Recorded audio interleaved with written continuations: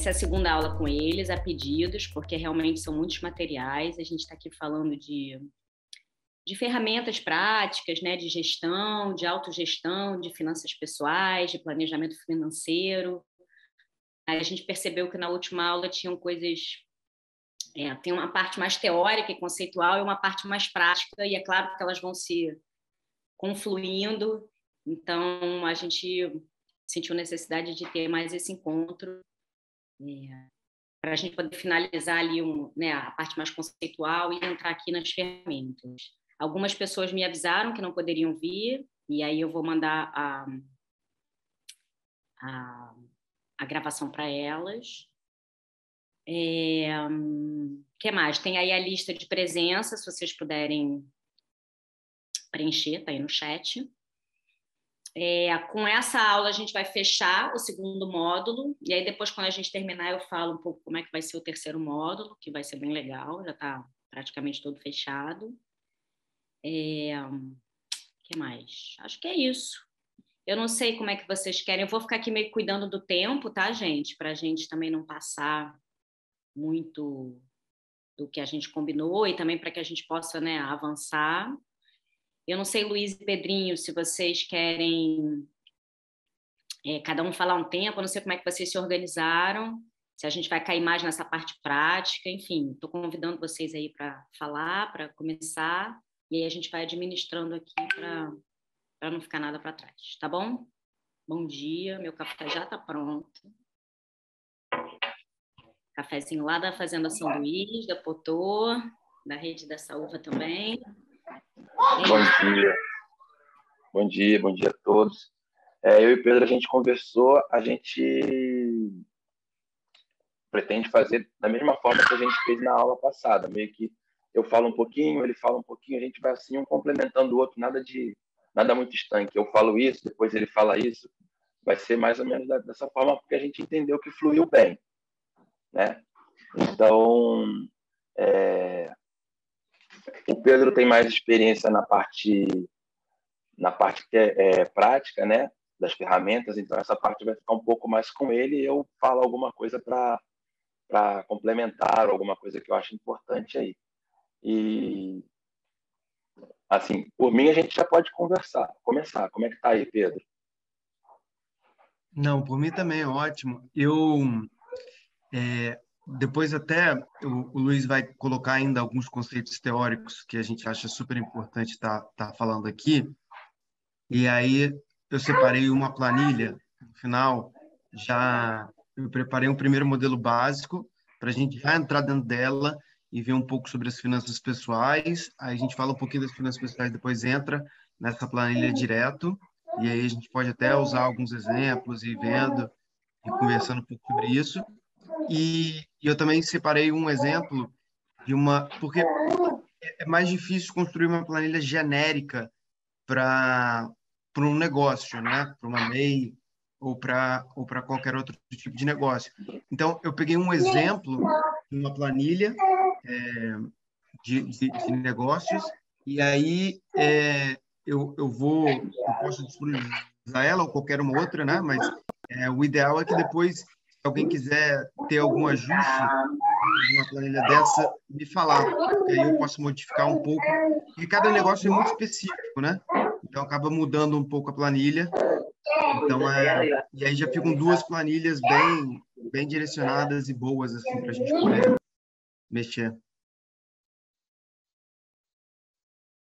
Aí eu não sei, eu acho que a gente pode também fazer um check-in bem rápido para ver como é que todo mundo está. Sábado, estou super animado de estar aqui com vocês. De verdade, para mim é uma das melhores formas de começar o final de semana. Estou muito feliz de estar aqui de novo e espero que hoje a gente consiga ajudar bastante. Eu não fiz uma palavra só, não, perdão. Minha palavra é felicidade. Eu vou passar para o Zubreu.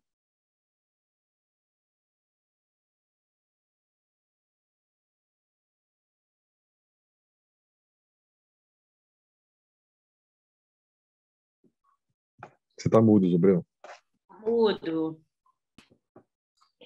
Minha palavra é aprender. Estou precisando me reorganizar nessa área, principalmente. Bom dia para todos.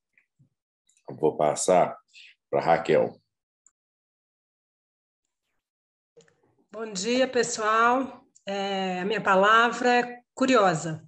Eu chego curiosa aqui. Vou passar para o Carlos. Obrigado, Raquel. Feliz de ver aqui. A minha palavra é novo, porque é a primeira aula que eu assisto tem compromisso, então no exemplo dá para ver. Vou chamar... Escolhi.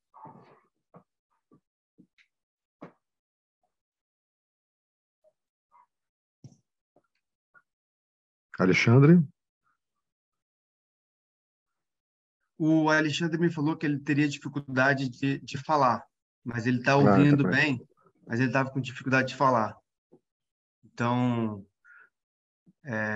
aí ele colocou no chat, tá? Ele está animado.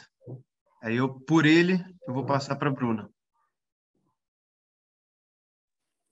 Olá, pessoal. Estou sem câmera ainda. Prazer estar aqui com vocês. Eu sou a Bruna, de BH. Estou vendo o Zubreu aqui, já conheço ele. Soube do projeto pelo Paulo Sérgio. E estou aqui, minha palavra é esperança nessas novas economias, nas possibilidades que estão se abrindo. E também de colaboração, que eu tenho um pouquinho de experiência nessa área. E eu vou chamar... Ari, já falou?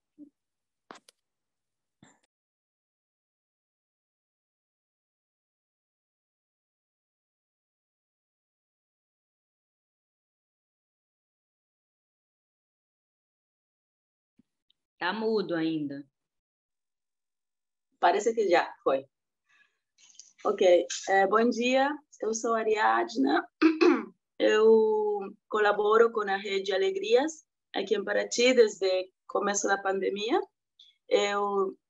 Minha palavra é motivação. Eu estou muito motivada porque estou empreendendo uma nova etapa de nosso projeto, que é Terra Livre.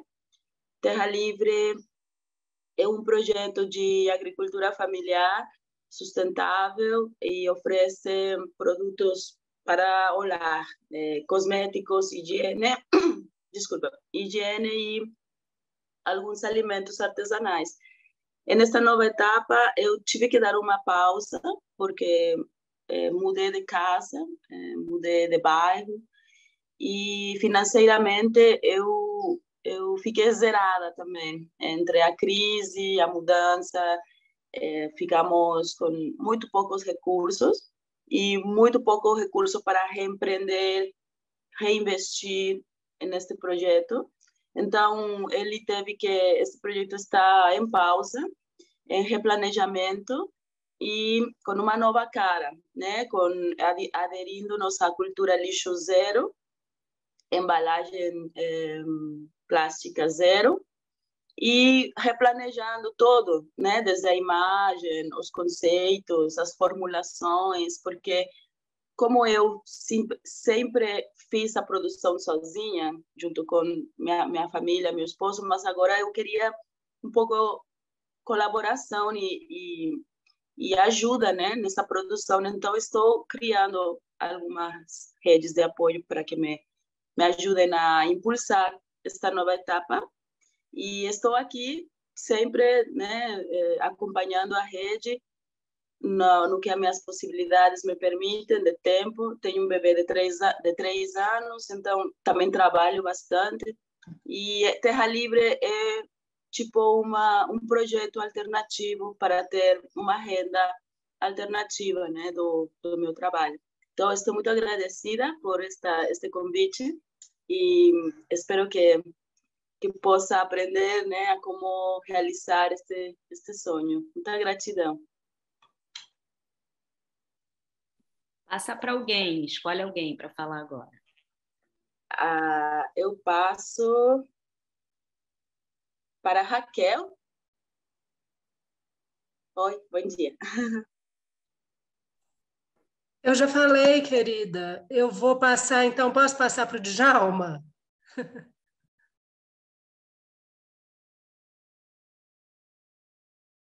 Bom Tudo dia bem. a todos. Meu nome é Djalma. Estão me ouvindo? Tá. Meu nome é Djalma, sou aqui de Paraty, produtor rural. Também estou motivado para... Minha palavra é conhecimento, né? Para adquirir o conhecimento. Participei da aula passada, achei muito bacana. Então, estou muito motivado para aprender cada vez mais.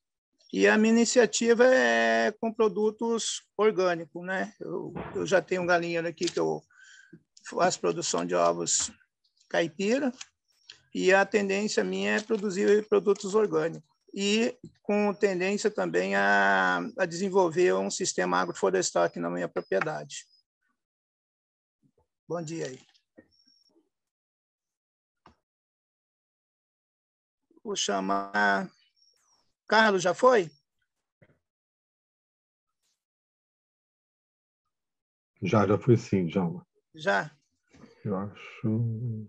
Quem falta, então, aqui? Deixa eu ver. Acho que o Henrique ainda não foi. Henrique, né?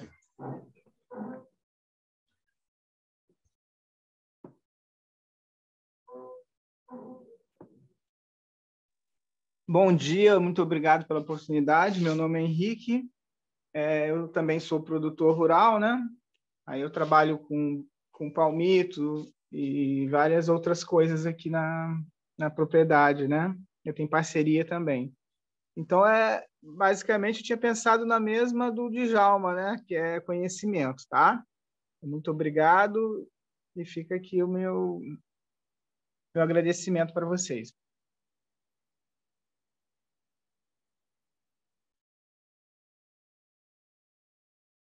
Bom, então eu vou passar para o Luiz, que eu acho que ainda não falou. Quer dizer, já falou, mas não falou o check-in. Eu vou aproveitar aqui o embalo, já que eu estou com o microfone aberto. Eu vou dizer minha palavra, que é arte. Arte como capacidade de criar, de imaginar, de inventar outras maneiras possíveis, colaborativas, sensíveis de se relacionar nesse nosso planeta azul. Passo para o Luiz.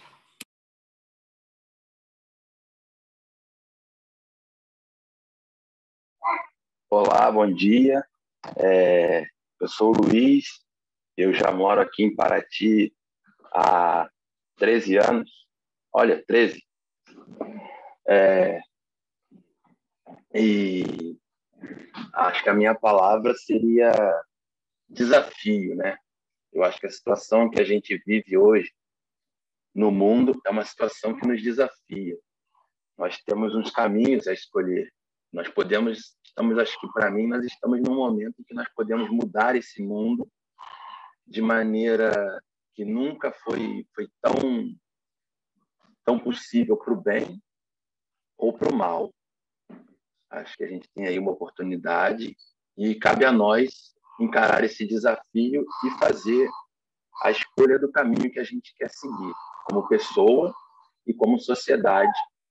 E aí isso vale desde a política até a economia, a medicina, a alimentação, né?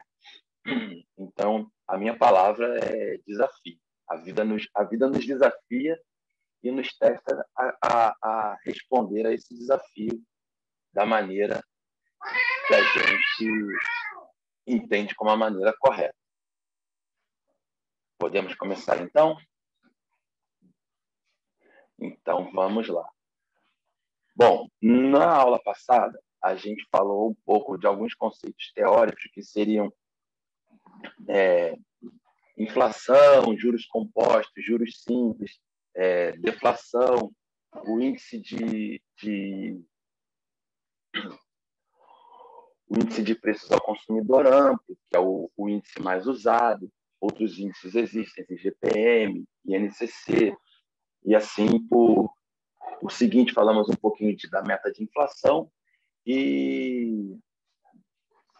porque são conceitos mais teóricos que vão estar presentes nas finanças, né? Na nossa vida, tanto quanto pessoa física, quanto pessoa jurídica, né? É muito importante que a gente tenha esse conhecimento e para poder fazer o planejamento né, da nossa vida financeira, a gestão da nossa vida financeira, sabendo que, por exemplo, a gente tem vários apontamentos aí de que o ano de 2023 vai ser um ano com uma Europa em recessão, com uma inflação mais alta por conta da situação geopolítica que tá acontecendo.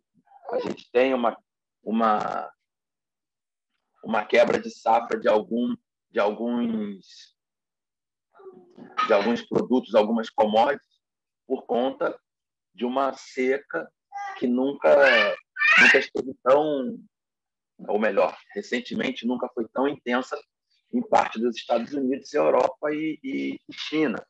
Então a gente tem que saber essas coisas para poder ir tomando as decisões que a gente vai ter para o próximo ano, para o ano de 2024. Não é que isso seja uma coisa determinada, vai acontecer assim, mas a gente tem que saber que, porque assim, em economia,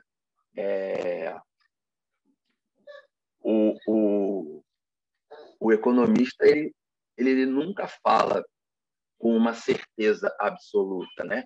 A economia, apesar de ter um grande caráter matemático, ela tem uma questão de ciências humanas muito forte, né? O ser humano ele que está fazendo a economia e ele tem vários componentes aí que vão influenciar no. Então, se você tem uma oportunidade, você tem a probabilidade, melhor dizendo, de que tal evento vai acontecer muito maior do que o outro, mas você tem que estar preparado para isso, sabendo que não vai acontecer, a probabilidade de acontecer é muito maior. Aí, assim, vamos lá, vamos falar agora aqui de alguns fundamentos, alguns conceitos para uma boa gestão, que eles são comuns tanto para o uso de uma pessoa física quanto para o uso da pessoa jurídica. Por exemplo, vamos lá. Metas atingíveis. Você, quando for fazer a sua autogestão financeira, você tem que estabelecer metas do que você está querendo, né? Olha, eu, por exemplo, eu quero comprar um terreno. Eu tenho um terreno aqui do lado da minha casa, eu sou um produtor rural e eu vejo uma oportunidade de aumentar a minha produção se eu puder comprar o terreno que está aqui ao lado. O que eu preciso para comprar esse terreno? Quanto eu preciso? Né? Aí você vai... essa meta é atingível ou não é atingível? Porque se a pessoa que é a dona do terreno está me pedindo um valor que é impossível, né, de eu atingir, eu tenho que partir para uma outra. Eu não vou poder estabelecer isso como uma meta, porque ela não é atingível, né? É tipo eu hoje aqui, eu quero comprar uma Ferrari. É uma meta atingível? Não, não é uma meta atingível. Eu posso comprar uma Fiat Uno? Posso. É uma meta atingível. Então, vou me dedicar ao que eu posso hoje. Hoje, quando eu digo assim, numa janela de tempo, agora para curto, médio prazo. Sei lá, se daqui a 5 anos eu tiver a oportunidade de comprar uma Ferrari, aí é outra história. Eu quero comprar lá ou não, daqui a 5 anos. A minha vida vai ter mudado. Posso não querer mais. Ponto. Mas a minha meta atual é essa. Eu preciso comprar um carro porque eu tenho que fazer tal deslocamento e isso vai permitir, eu vou poder entregar os meus produtos com muito mais facilidade. Eu preciso comprar um carro. É a minha meta. Essa é a minha meta. Ela é atingível. Comprar uma Fiat Uno. Beleza. Então, já vou escoar a minha produção de maneira muito melhor. Então, eu tenho que fazer a meta, né,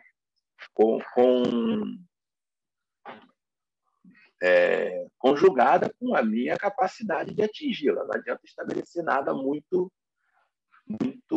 fora da minha capacidade. Colocar tempo, né? Qual o prazo, quanto tempo você acha que é possível atingir essa meta, estabelecer uma ou outra meta entre essa, eu preciso de, sei lá, vamos botar aí, 20 mil para comprar a Fiat Uno. Vamos estabelecer que eu coloco que daqui a 8 meses eu vejo como possível que eu chegue à metade do valor. É bom a gente ter essas metas como se fossem degraus, né, nessa escada até chegar ao andar que a gente está buscando, para a gente ver e fazer correção de rumo. Então é bom ter diário. Cortar os gastos desnecessários. É uma coisa assim, eu não sei por vocês, mas assim, eu vejo o padrão das pessoas que eu atendo lá no banco. Cara, elas não sabem, elas compram qualquer coisa que a televisão, a mídia, a rede social diga para elas comprar. Elas vão comprando, vão se endividando porque assim, tem uma necessidade de não sei, falta alguma coisa, né? Às vezes, pensando, as pessoas estão precisando preencher seus buracos com coisas que elas compram um sapato, uma bolsa, né? Elas vão procurando, às vezes tem um vazio, e esse vazio vai sendo preenchido com consumismo. Então, assim, o ideal seria se desligar um pouquinho dessa fábrica, né, de consumidores que é essas redes sociais, YouTube, Instagram, essa coisa toda de... não é à toa que o nome é influencer, né? Eles estão te influenciando aqui ao consumo, né? Esse consumo desenfreado, né? A gente não sabe para onde a gente vai com esse consumo desenfreado, mas me parece que não vai ser um bom lugar, tanto individualmente quanto nós em sociedade. Assim, o ideal seria cortar os gastos desnecessários, avaliar o que é necessário, né?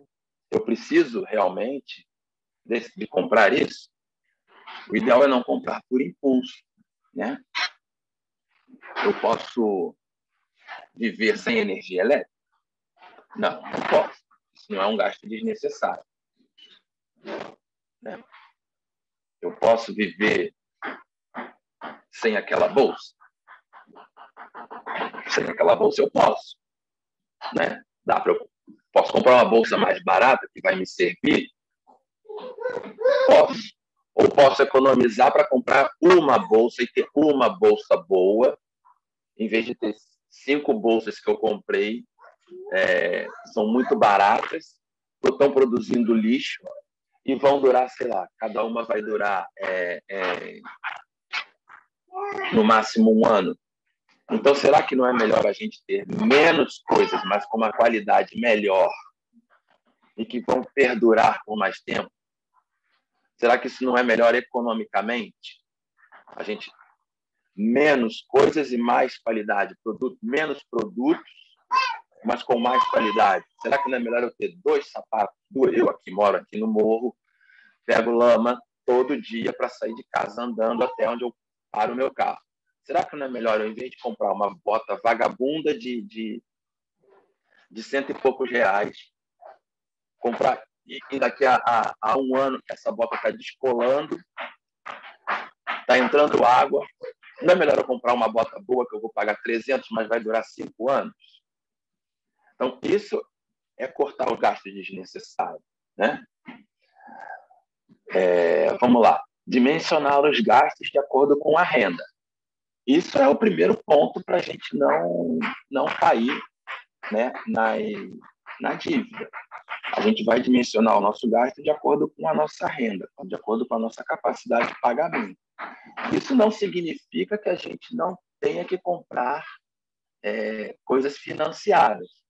O financiamento, o cartão de crédito, desde que você não entre no pagamento dos juros, ele vai te facilitar a melhorar a sua capacidade de compra, né? Depois que você já fez esse exercício de cortar os gastos desnecessários, fazer uma compra com mais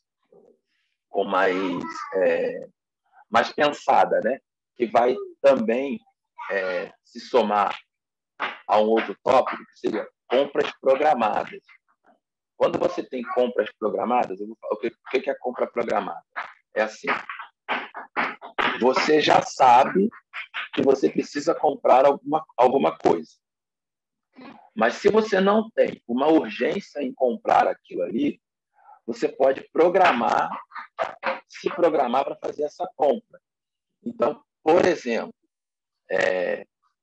eu tenho que fazer uma determinada compra, que não é uma coisa emergencial, mas eu estou esperando chegar ao período do final do ano, porque eu acredito que vai ter uma promoção. No final do ano tem promoção, então eu vou deixar para comprar isso no final do ano.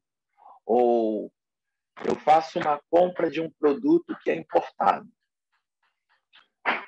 Se eu acredito que o dólar vai perder força nos próximos meses, eu posso deixar para tentar fazer essa compra num momento mais oportuno. Por quê? Porque eu já me programei, então eu estou olhando isso. Né? Então eu tenho eu consigo otimizar o meu gasto no que eu estou comprando, porque eu já me programei para fazer aquela compra nesse sentido de esperar uma janela de oportunidade. Também me programo, compra programada também é bom. Hoje eu estou pagando o financiamento desse carro. Assim que eu terminar de pagar esse financiamento, eu vou financiar um outro bem. Né? Então, já estou me programando para quando terminar esse financiamento, eu vou entrar em outro. Eu não vou fazer os dois simultâneos porque eu corro o risco de não conseguir pagá-los. Entendeu? Então, já vou me programando. Obviamente, eu estou falando isso sobre coisas que não são emergenciais. Né? Não é diferente de tipo, queimou o chuveiro da tua casa. Você vai ter que tirar um dinheiro para comprar um chuveiro agora para você poder continuar tomando banho. Né? Queimou a bomba que joga água para a sua caixa d'água. Cara, não tem muito o que fazer. Nesse caso, você vai ter que procurar ali rapidamente qual é o mais barato, qual é o melhor, né? Melhor custo-benefício, no seu entendimento, fazer a compra. Mas coisas que você pode programar, o ideal é isso, procurar oportunidade, janelas de oportunidade que existem. E algumas coisas são sazonais. Por exemplo, existem alimentos que têm a sua época de oferta por um preço mais barato. Porque eles são alimentos a safra está ali, então você pode fazer a compra deles ali. Eu gosto muito de dar o exemplo do tomate, porque foi alvo até de questão política econômica aí, do governo da Dilma, né? Falando o preço do tomate agora foi a R$15, etc. e tal. E você sabendo que, por exemplo, o tomate estava há poucos meses atrás, na safra, e se você trabalha com tomate, por algum motivo, você faz pizza, e você faz o próprio molho da sua pizza, está na hora de você comprar tomate, fazer molho e estocar. Você está aproveitando uma oportunidade. O que você vai conseguir com isso? Você, enquanto produtor, você vai conseguir baratear o seu custo, né, de produção, porque você comprou o tomate na safra. Quando chegar agora fevereiro, o preço do tomate estiver mais alto, você está usando um tomate que você comprou ele na baixa, você conservou ele, ele fez tomate seco, entendeu? Com isso, você vai conseguir baixar teu custo. Se você consegue baixar o teu custo de produção na hora que você está lá montando sua pizza, e você consegue manter um preço mais baixo e o teu concorrente não, você está tendo uma oportunidade de ganhar mercado. Né? Você como produtor, porque isso é tudo coisas que vão se encaixando. É essa compra programada, é o controle de estoque, é você ter o que eu chamo de reserva de oportunidade, que as pessoas falam muito em você ter uma reserva de emergência. E aí eles conceituam, né, que você deve ter o equivalente, no mínimo, o equivalente a 3 meses de gasto, formando a sua reserva de emergência. Eu falo que você tem que ter também a reserva de oportunidade, que é para isso. Às vezes você está passando por um lugar e vê uma promoção. Se você tem como fazer aquela compra ali, putz, cara, o tomate está barato aqui hoje, né? Eu vou comprar tomate. Se você não tem essa reserva, que aí não é a reserva de emergência. A emergência é para quando deu ruim, né? Aquela coisa do ideograma, né? Crise e oportunidade, né?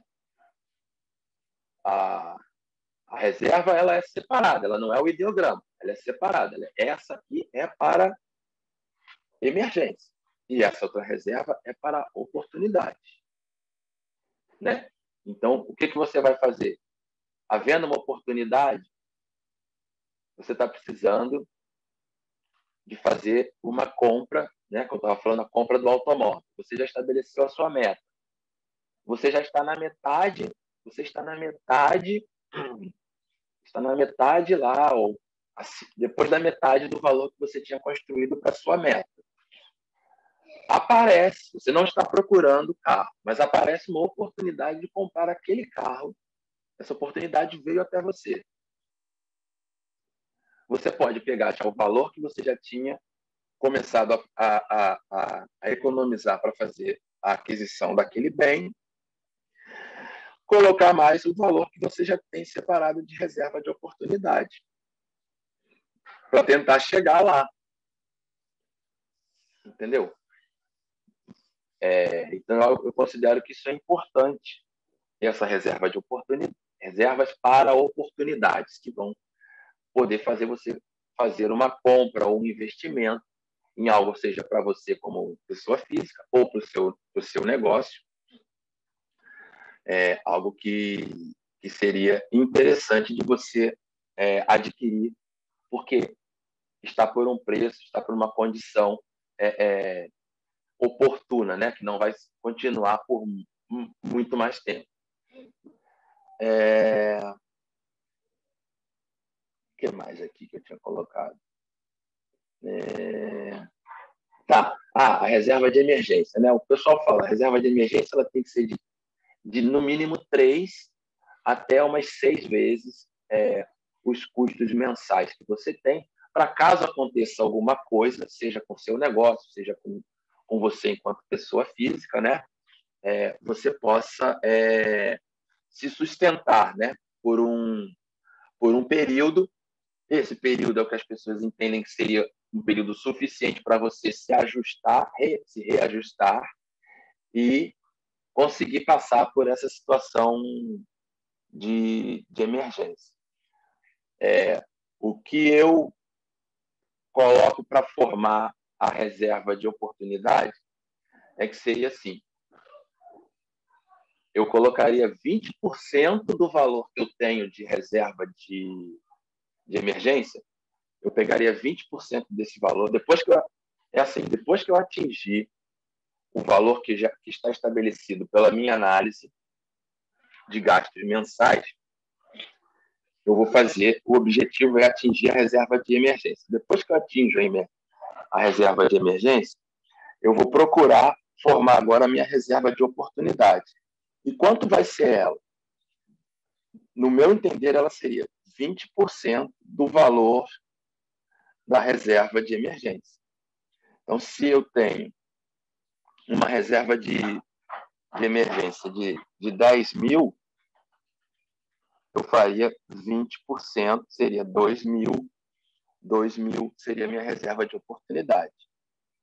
Ela é baixa porque não é para a gente ficar, né, tendo esse dinheiro ali para fazer essas compras. É realmente para oportunidade. E aí,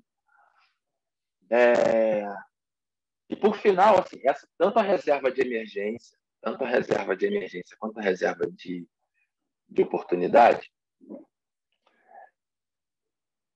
elas têm que estar aplicadas em algum investimento, para você não perder, né, o dinheiro que está ali frente à inflação, a situação que a gente já viu lá na aula passada. A gente não vai perder para a inflação. Então, o que a gente vai fazer? Como essa reserva é para emergência e oportunidade, ela tem que ter uma liquidez, tem que sacrificar o rendimento em prol da liquidez. Então, a gente vai procurar um rendimento que não perca da inflação, tá? Mas que seja líquido. Então, a gente vai ter que procurar esse tipo de investimento. Não seria de nenhuma maneira uma renda variável, porque ele tem que estar lá. Né? A renda variável ele vai oscilar, você vai, ao longo do tempo, você pode ter menos, você vai ter, né, com certeza, você vai ter menos dinheiro do que você colocou quando começou, porque a renda ela é variável, então você vai ter meses que você vai estar tomando prejuízo e vai ter meses que você vai estar no lucro. Então, você vai procurar um investimento que seja de renda fixa, que te remunere acima da inflação, mas não precisa ser nada muito maior do que a inflação, para você não perder dinheiro. Aquilo ali não é um investimento, aquilo ali é só uma reserva, mas que tenha assim, a rapidez, a liquidez imediata. No máximo, D+1, D+2, por aí. D+2 é o dia, né? Eu comunico à instituição financeira que eu quero baixar a aplicação e no dia seguinte essa aplicação está na minha conta. Então, esse tem que ser. Eu vou priorizar defender da inflação e liquidez. Seria o tipo de produto, né, ofertado pelas instituições financeiras que eu vou procurar para alocar o valor correspondente tanto à reserva de emergência quanto à reserva de oportunidade.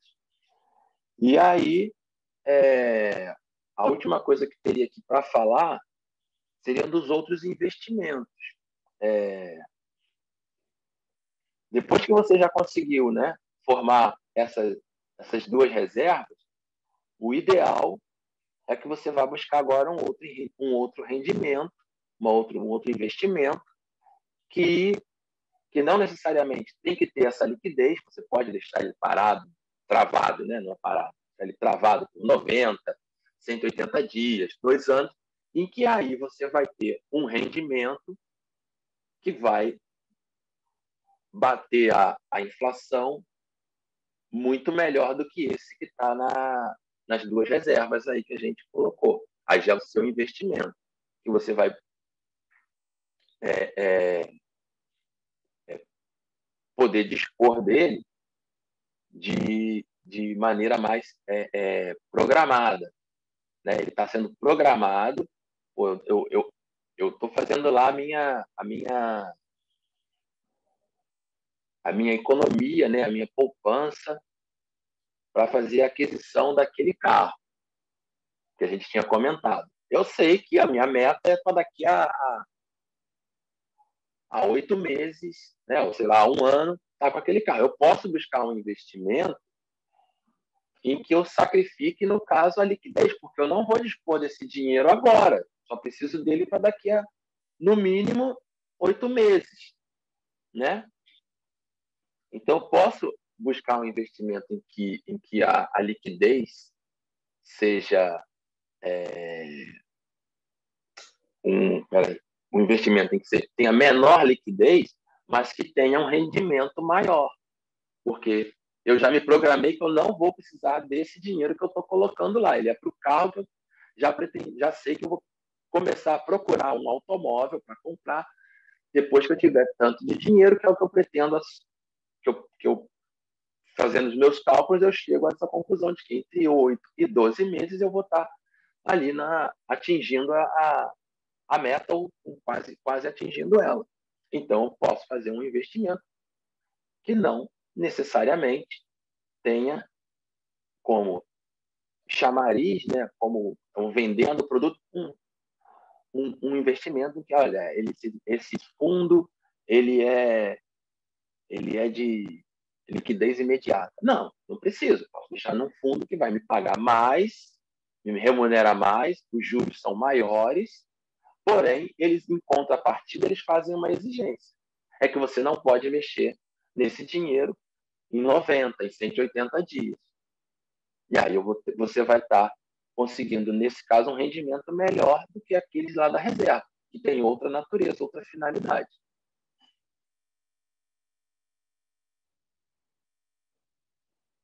Vamos aí, Pedro? Quer falar mais alguma coisa? Corrigir alguma coisa? Apontar mais alguma coisa que ficou faltando? Não, maravilha, tô achando ótimo, né? Como a gente tinha combinado um pouco de você estar falando dessa parte teórica e eu poder estar entrando um pouco na prática. Enquanto você está falando aí também, eu estou contemplando um pouco o material que eu trouxe para o pessoal poder ter tudo por escrito. Então, eu tô aqui colocando... Não, eu acho ótimo. Eu posso até, aproveitando, você vai mudar de tópico agora, Luiz? Porque aí eu posso aproveitar o... Você está no mudo. Não, cara, vai aí. Nossa ideia era essa, tipo um ping-pong. Entendeu? Acho que esse formato eu acho que foi bem legal. Não, perfeito, perfeito. Não, eu acho, assim, poxa, fundamental as coisas que você colocou. Tem essa questão, né, você você destacou aí as principais caixinhas, né, que a gente vai preenchendo, né, como, né, a gente primeiro o primeiro grande passo, né, de todo o planejamento financeiro pessoal, né, vamos colocar assim em início de conversa, é você fazer o teu orçamento, né? Ele começa com você, porque o orçamento é justamente na parte que você define essas metas que o Luiz está falando, né? Você não tem que saber, você não tem como saber onde você está agora, né? Você não tem como saber para onde você quer ir sem você saber para onde você está agora. Então, tipo, é uma boa definição dessa questão do porquê fazer um orçamento, né? Você conseguir ter uma clareza da sua posição atual financeira, do quanto você recebe, do quanto você gasta. Então, é uma coisa que eu acho muito fundamental para a questão de conhecimento, para a questão de influência num comportamento positivo em relação a dinheiro, em relação a finanças. Sempre tento conversar como isso de uma maneira saudável, né? De uma maneira que não é para ser uma cobrança, não é para ser alguma coisa pesada, é para ser uma coisa que te dê clareza, te dê alívio, mais do que qualquer coisa, te dê felicidade. Então, a gente, para cada indivíduo, é sempre importante ver qual é o grau específico que você faz suas finanças, né? Eu sempre digo isso, o bom é fazer. Então, mas eu, às vezes, converso com pessoas que me pedem ajuda, que essas pessoas eu sei que elas vão fazer uma vez por ano, de 6 em 6 meses, de mês em mês, né? Depende muito de cada um. O ideal quanto mais recorrência você faça, melhor, né? Mas o importante é fazer, nem que você faça em tempos muito espaçados, né? O importante é você sempre fazer, estar comparando. Tem uma coisa muito legal quando você faz, né? Que é você começar a rotular as despesas por categoria, suas receitas também, né? Você pode fazer, como eu já tinha falado na outra aula, né? Você pode fazer isso da forma mais antiga, né? Com extrato bancário, com planilhas de Excel. Você pode fazer isso com os aplicativos, né? Que tem hoje, que você consegue fazer de uma maneira mais dinâmica, ou da maneira que eu gosto, que é fazer uma mistura, um mix desses dois. Então, eu normalmente vou organizando tudo no celular para ficar muito fácil. E aí, uma vez por semana ou de 15 em 15 dias eu sento e planilho, né? Porque eu não preciso estar me preocupando com isso a todo momento, e também não deixo para muito depois para anotar as despesas no celular, fica uma coisa mais dinâmica. Então, eu não esqueço de nada. E aí, Luiz, quando a gente desenhou esse roteiro, né, e você me passou, eu cheguei a fazer também uma apresentaçãozinha sobre essa parte, né? Eu vou botar aqui rapidinho, que aí eu vou compartilhar com o pessoal depois, com calma. Você escreveu aqui, né? Quantificar e qualificar os gastos. Não, super, super importante. Que é só, eu não vou ser nada repetitivo, tá, pessoal? Que é o que o Luiz colocou aqui. Eu também coloquei de uma forma para, sendo cara prático, né? Eu coloquei dessa forma para elucidar um pouco, e aí a gente pode entrar nas discussões mais específicas nessa primeira parte, depois se vocês tiverem em dúvida. Mas eu acredito que dessa forma aqui a gente vai ter uma clareza e tranquilidade de ver, né? Então, o que o Luiz falou está tudo aqui, tá? A definição das metas, tá? As questões de você fazer o planejamento, o porquê você faz esse tipo de coisa, quais são as principais ponderações, né? De você estar fazendo um planejamento financeiro, quais são um olhar de curto, médio e longo prazo, né? Quais são as coisas que você busca em cada um desses planejamentos, né? É importante você estar fazendo todos, né? Mas, principalmente, como o Luiz falou, quando você coloca meta, você já está trabalhando os de médio e longo prazo, né? Então, são coisas boas. A gente até fala que os de médio prazo a gente organiza as nossas seguranças, né? E o de longo prazo a gente já está falando da nossa aposentadoria, de alguma coisa bem lá para frente mesmo, de alguma coisa que a gente quer deixar para os nossos filhos, ou alguma coisa parecida, né? Esse material aqui eu vou disponibilizar para vocês agora mesmo, já está tudo pronto. Aqui foi o que eu coloquei para vocês, ó, uma maneira fácil de acompanhar os gastos. Eu coloquei os mesmos que eu tinha comentado com vocês da última vez, tá? Os aplicativos, né? O Organize, o Mobius, o Minha Economias, o Guia Bolso. Eu vi que todos eles têm tanto no Apple Store quanto no Google. Coloquei, aí eu comecei a parte né, que eu vou mostrar depois na parte prática, né, Luiz? Coloquei a parte do orçamento, né, de como você elabora, e aí eu vou mostrar para vocês de uma maneira fácil e tranquila ali, que eu já criei uma planilha para você começar a colocar essas primeiras despesas suas, dos custos que você tem mês a mês, tá? Quais são os custos variáveis que você tem, quais são os custos fixos, e aí como criar as tais reservas que o Luiz falou. Coloquei aqui alguns exemplos, né, de como você faz algumas projeções e como você estabelece algumas metas para gastos, principalmente os de curto prazo. Aí é o que a gente já falou bastante aqui da última vez, né? As separações das contas do pessoal e das contas do profissional. É super importante para a gente conseguir fazer isso. Entrei nessa parte da reserva e do fundo de emergência, como o Luiz colocou. Depois eu coloquei o que o Luiz também está colocando aí da reserva de oportunidade. Então, aqui tem bem legal a diferença entre a reserva de oportunidade e o fundo de emergência, exatamente como o Luiz estava colocando aí. Essa questão da quitação das dívidas, né, e os impactos dos juros, né, acumulados sobre essas dívidas. E aí, eu estava até ajeitando aqui agora, Luiz, enquanto você estava falando, eu fui escrevendo a importância aí da diferença entre as reservas aplicadas com liquidez, fáceis retiradas, a diferença também entre um investimento produtivo e os investimentos financeiros, né? E essa questão dos exemplos dos investimentos financeiros, e também uma questão super importante, que é essa também última que o Luiz falou, que é sobre também a procura de qual, né? Esse é um pouco mais difícil porque depende muito, né, dos investimentos financeiros, que era a última coisa que o Luiz estava falando aí agora, né? ela é muito pessoal e ela tem muito a ver com um negócio que a gente chama em finanças de curva de aversão a risco, né? Então,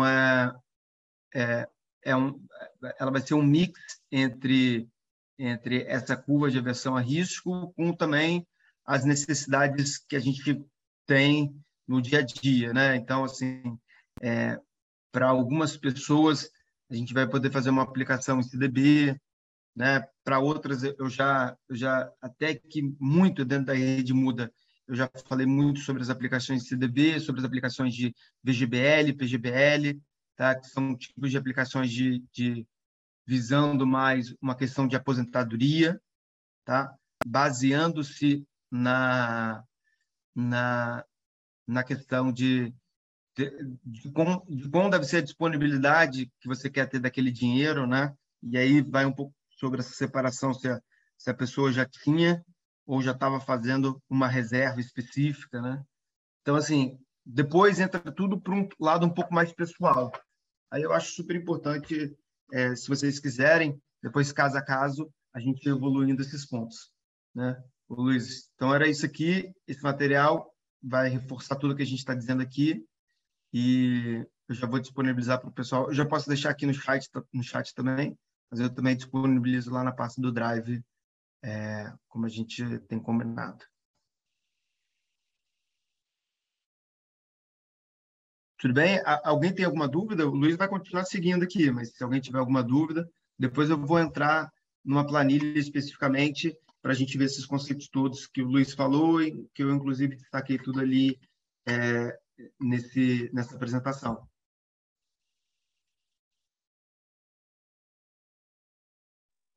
Seria bom se alguém tem alguma dúvida sobre esses temas agora, falar, porque fica assim, sabe, tá no momento, sabe? Acho que o Djalma tá querendo falar.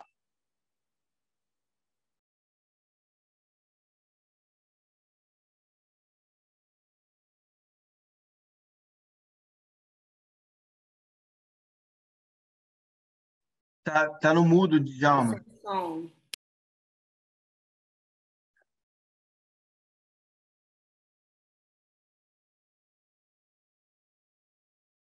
Eu sou craque em falar no mudo também.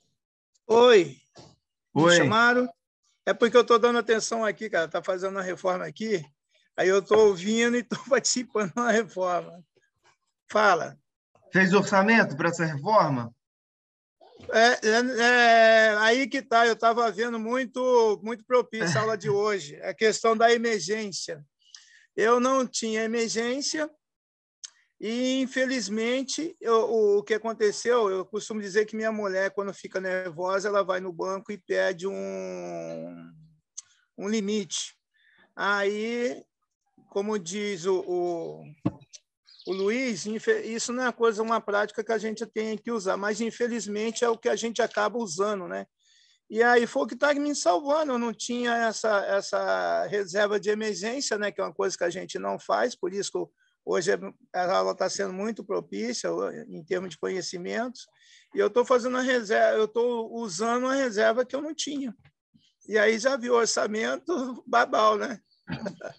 Djalma, essa é a grande importância do orçamento, e é perfeito que você falou isso. Por isso que eu vou até voltar aqui um pouco no que eu estava falando aqui. Esse lado aqui é muito importante. E, por favor, se algum de vocês, em algum momento, tá, eu vou até destacar aqui, se algum de vocês, em algum momento, já tem alguma coisa de dívida de cartão de crédito, eu vou botar aqui até, ou outras dívidas, tá? Cheque especial também é muito importante. Os juros também. Exatamente, cheque cartão especial, de crédito. Cheque especial são os dois maiores, assim, da pessoa física. É super importante vocês. A gente está falando disso aqui, tá? Sobre essas questões das taxas.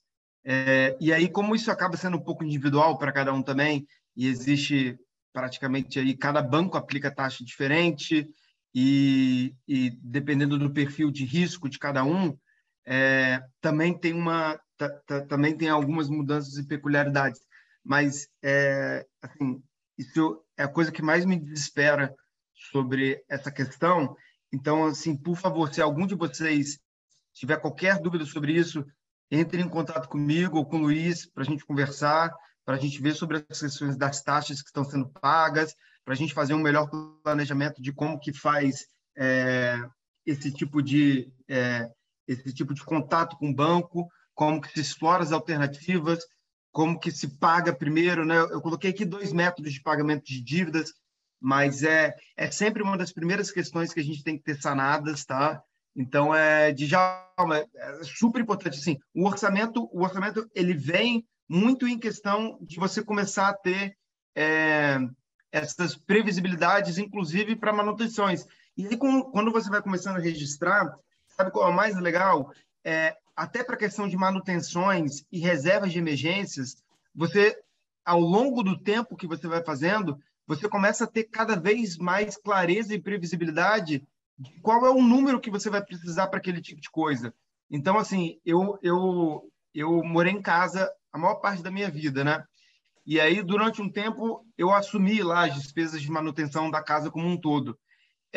De tanto fazer essas manutenções, e manutenções diversas. Uma hora estourava o cano, outra hora tinha que trocar fiação, outra hora tinha que fazer, enfim, trocar os ar-condicionados. Toda hora tinha alguma coisa diferente. Mas era tanta coisa diferente ao longo do tempo que no ano, né, ao longo dos meses do ano, depois eu conseguia chegar praticamente num valor que aqueles custos que eram variáveis viraram custos fixos. Porque eu sabia, eu falava, gente, olha, eu vou gastar R$2.000 por ano de manutenção nessa casa, porque é uma casa que já tem mais idade, eu sei que eu vou ter que fazer algumas reformas, eu sei que vou ter que fazer isso, eu sei que eu vou ter que fazer algumas trocas previstas. Então, eu já tinha um orçamento separado para esse tipo de coisa, né? E eu já conseguia falar o conceito importante que o Luiz falou de compra programada. Então, eu sabia, por exemplo, se eu tinha que fazer troca de algum tipo de material eletrodoméstico, por exemplo, eu já esperava uma época que eu sabia que era uma época mais barata para fazer aquilo.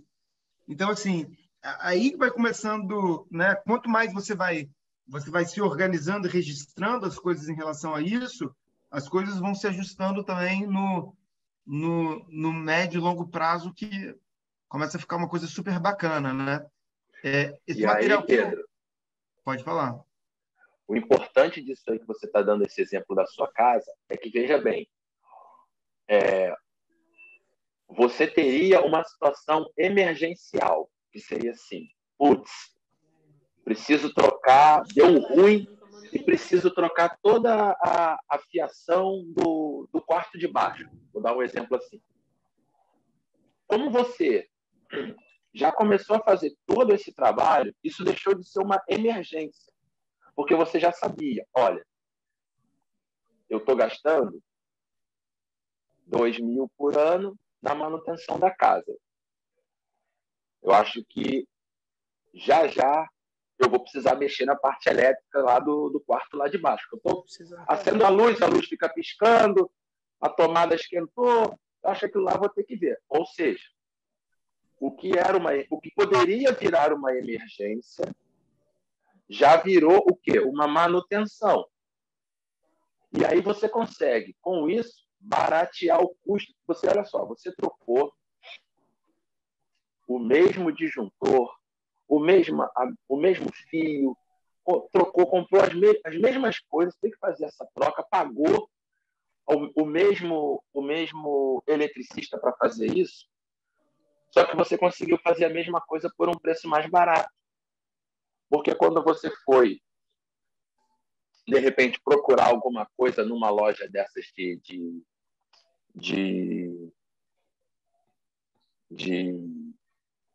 produtos, né, de casa, né, de construção, você viu que lá tinha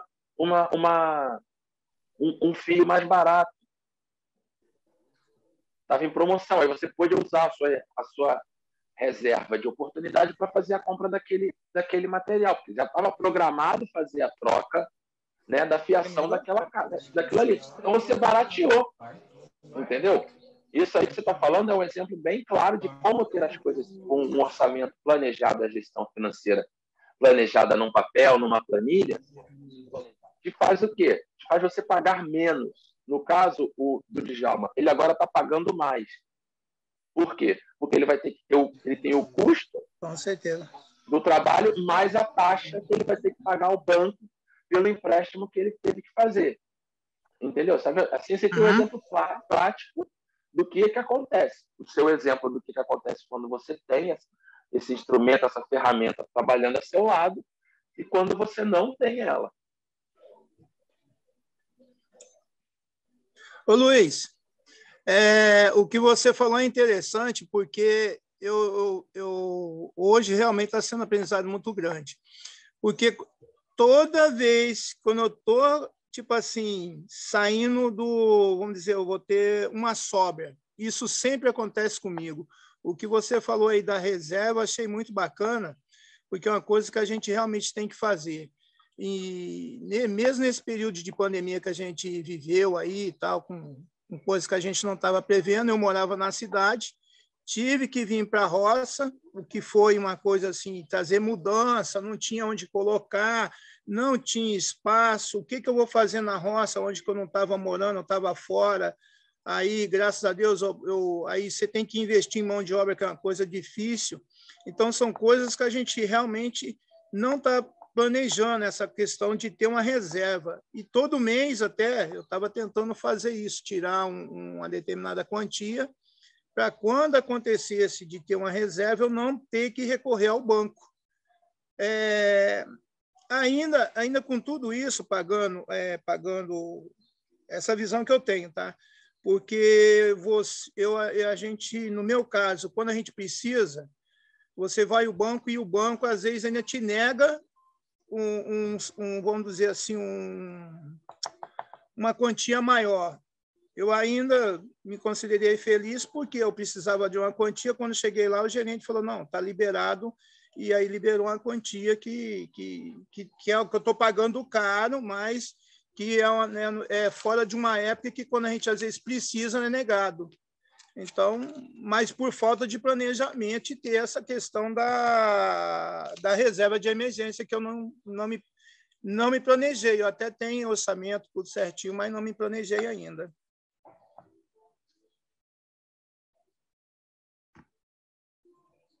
Tá, Djalma, depois, assim, a gente pode dar uma olhada nisso aí. Eu sou de Paraty, eu estou aqui em Paraty, qualquer hora a gente se encontra aí, vamos marcar.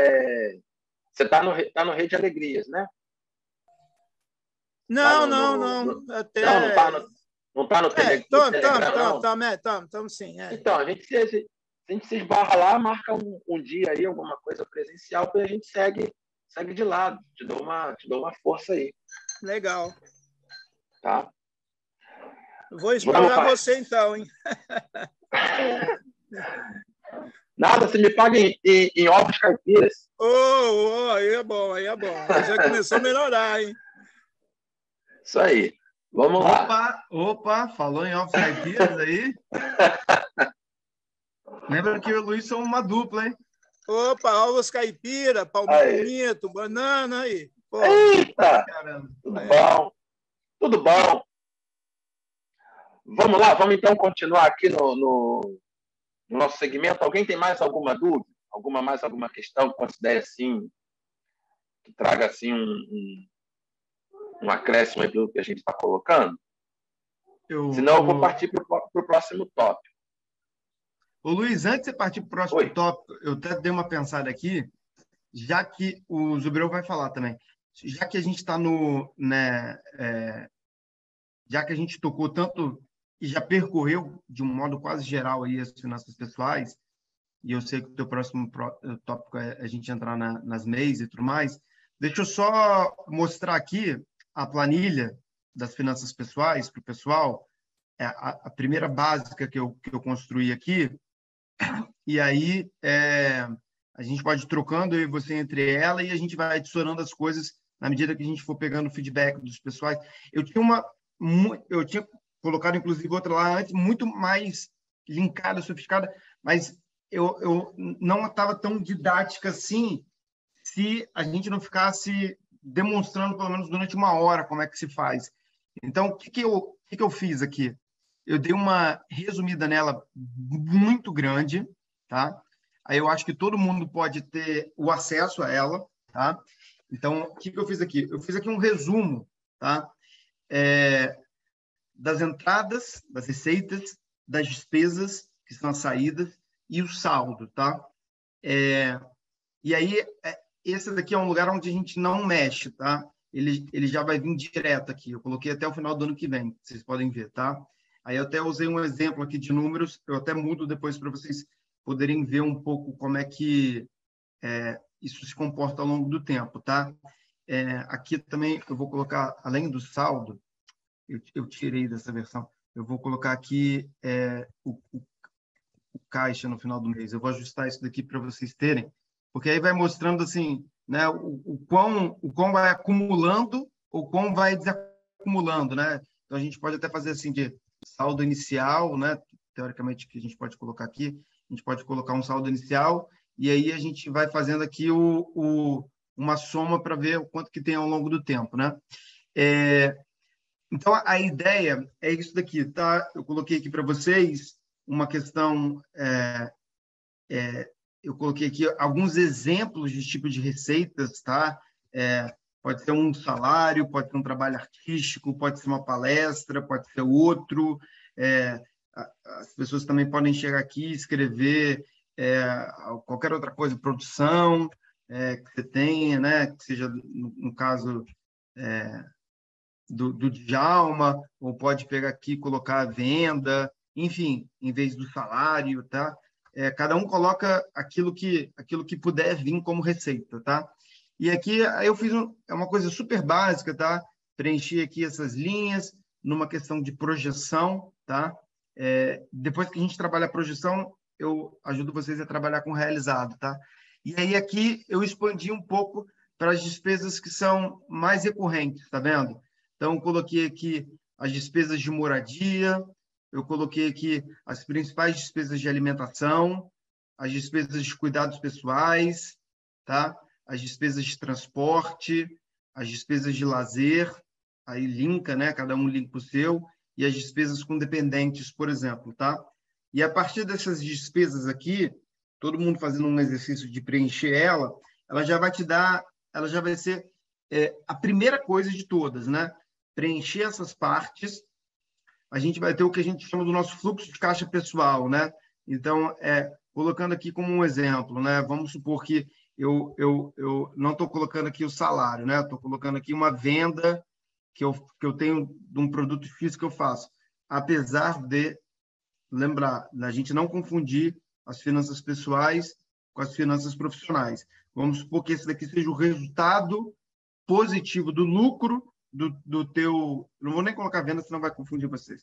Aqui vai ser... Eu vou continuar chamando de salário, mas vocês ficarem atentos nisso. De tipo assim, se fosse o caso do Djalma, por exemplo, seria o quanto que ele tira do lado profissional dele para entrar nas despesas pessoais. Então, não é receita do trabalho, da empresa, né? da venda total dos ovos, do palmito, da banana, não. Isso vai ter uma receita específica, um faturamento específico, que vai tirar as despesas das próprias, do próprio custo de operação que ele tem dessas coisas todas, e aí no final vai dar um lucro, tá? Isso daqui pode ser um lucro específico, tá? Sendo jogado aqui como receita, por isso que também pode ser chamado de entradas, tá? Acho que eu vou fazer. Ô, Pedro. Oi. No caso aí do Djalma, vamos fazer um exercício de que assim, você tem o Djalma Limitada, que é a empresa, ele está produzindo e um dos custos que a Djalma Limitada tem é o salário do Djalma. Sim. CPF.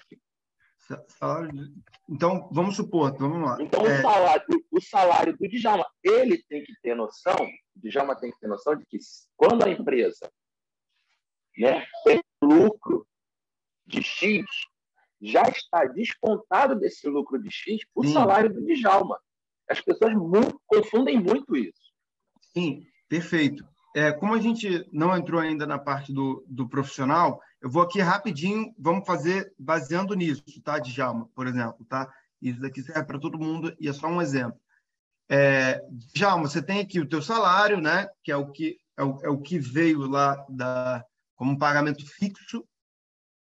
Mesmo se ele variar ao longo do tempo, a gente tenta projetar como uma média, tá? Para você poder ter uma segurança aqui. E vamos supor que não venha receita de outros lugares, tá? Só para a gente poder ter aqui como um exercício, tá? Eu coloquei aqui coisas aleatórias, era só para vocês poderem ver aqui alguma coisa. Mas vamos supor aqui, ó, eu vou começar a colocar números aleatórios aqui, tá? Você paga isso daqui, você paga 150 de coisa, você tem um dinheiro com gasto de gás, você tem um dinheiro fixo já que você começou a provisionar para manutenção, você tem dinheiro com internet, você gasta dinheiro com telefone e você tem aqui uma ou outra assinatura, tá? Esse aluguel está multiplicado. Mas vamos supor que tenha alguma coisa desse tipo, tá? Vamos colocar aqui como uma primeira faixa de despesas, tá bom?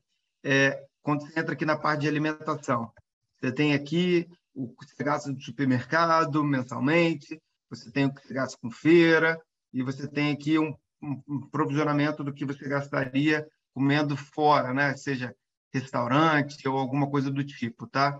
Vamos supor aqui que você também tenha os gastos, você tem os gastos diretos de saúde e você tenha uns gastos de plano de saúde, tá?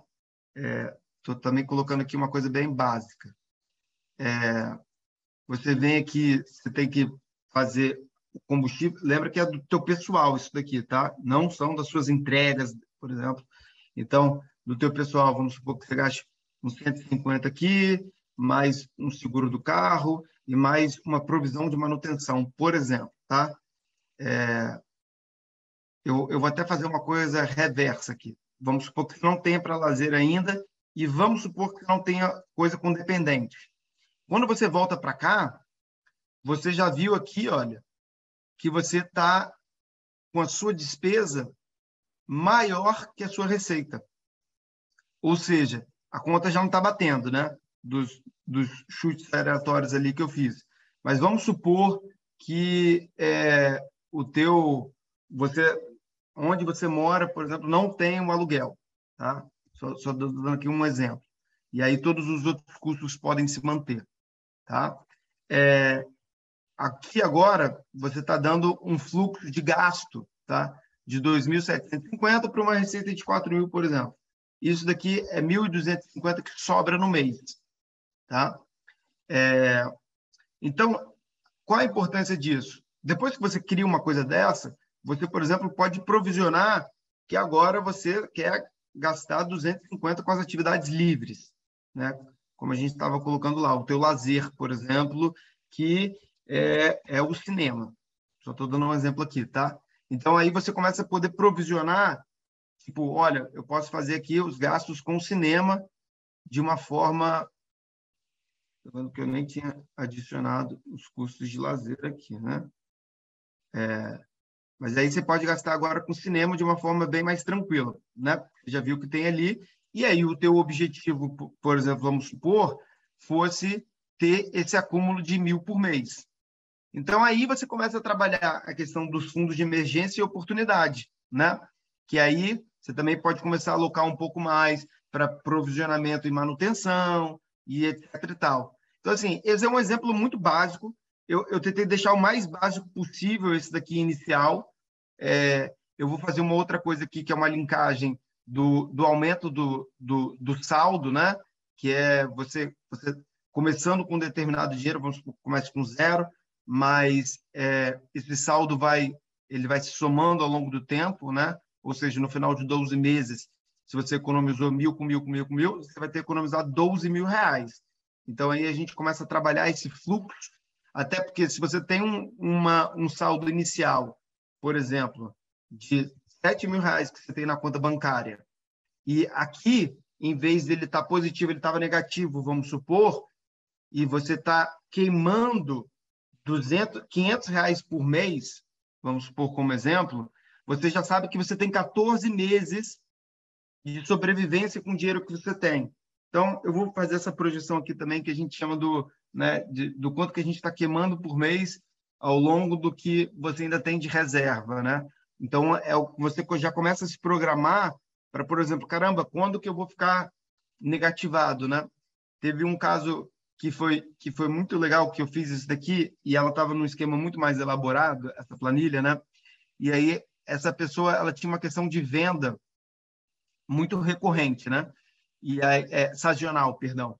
E aí ela falava, cara, sempre eu tenho uma queda, mais ou menos para maio, em junho, e aí eu me complico mais ou menos por lá. Cara, não foi outra. A gente fez todas as projeções de todas as coisas, e aí eu falei, olha, com o que você tem hoje, com as quedas que você provavelmente vai ter em maio e junho, e com o dinheiro que você está em caixa, que você tem no banco, provavelmente vai faltar dinheiro para você em agosto. De 1º de agosto, ela me mandou uma mensagem falando vai faltar dinheiro para as despesas de agosto. E a gente tinha feito isso em dezembro do ano anterior. Então, assim, bateu cravado. A gente fez toda essa projeção aqui, toda essa projeção, trabalhamos com toda a sazonalidade das vendas e das entradas dela, e literalmente em agosto do ano seguinte aconteceu o que a gente tinha provisionado. Ela ia ter dificuldade para pagar as contas daquele mês. Então, assim, a confiabilidade no que a gente fez ali, dadas as informações precisas que ela tinham, trouxe a gente a ver, com 9 meses de antecedência, o que ia acontecer com ela. Então, ela teve todos os fundamentos para se programar, de uma certa forma, até ela se programou. Então, quando chegou em agosto, ela já tinha engatilhado todas as opções do que ela poderia fazer, porque ela sabia que aquele mês ia precisar. Então, ela já conseguiu, inclusive, eu ajudei ela até, de pegar a melhor opção onde ela pudesse pegar um empréstimo que não foi um empréstimo muito agressivo, né, os juros, e 2 meses depois ela já estava com todas as finanças dela ok, mais uma vez. Então, esse daí foi só um exemplo, tá, pessoal? Luiz, eu estou com medo da questão do tempo, então, para a gente poder correr aí com esse lado da... Mas, o Zubreu, perdão, você tinha pedido a palavra. Era que eu estava vendo a planilha ali, eu queria pedir um favorzinho de incluir na planilha, é uma pergunta e a planilha, de incluir o investimento que a gente faz, o quanto que a gente tira por mês para investir e o que ele rende para ter ela lá também. Eu tomo um couro do Excel para conseguir montar uma planilha dessa forma. Então, fazer assim, tem isso de investimento e quanto que ele rendeu no mês para entrar nessas entradas e quanto que eu tiro por mês. E a pergunta é, na hora que eu já estou com as contas em dia, quanto que eu tiro para cada parte quanto que eu devo tirar para a reserva de emergência e quanto que eu devo tirar dessa sobrinha para colocar em... Não é sobra, né? Quanto que eu devo tirar para colocar em... Vou colocar em outros tipos de reserva, fundo de oportunidade, de emergência, quanto que a gente separa para cada um desses? Olha, se você for buscar aí pela internet, você vai ver que, de certa maneira, há um consenso de que a sua reserva de emergência ela tem que ser, no mínimo, 3 meses, o valor equivalente a 3 vezes, né, o seu orçamento. Essa análise aí que o Pedro fez nessa planilha, você teria um gasto, né, mensal com todas essas saídas aí, que estaria dando aí em torno de 2.000, quase 3.000 reais, né? Estaria sobrando R$ 1.200 antes dele lançar o R$ 200 de lazer. Então, era 4.000 de entrada, R$ 3.000, né? R$ 3.000 de gasto, na média, por mês. Então, sua reserva de emergência seria em torno de R$ 9.000, o mínimo. Eles falam entre 3 meses a 6 meses. Aí eu acho que é uma questão bem pessoal, né? Do que você vai... Tá aqui, ó, Zubiro também, né? Tipo assim, se eu sou solteiro, eu tô solteiro. Pô, reserva de emergência, eu vou fazer o mínimo para mim, porque, cara, eu consigo me virar. Com 3 meses, tá bom para mim.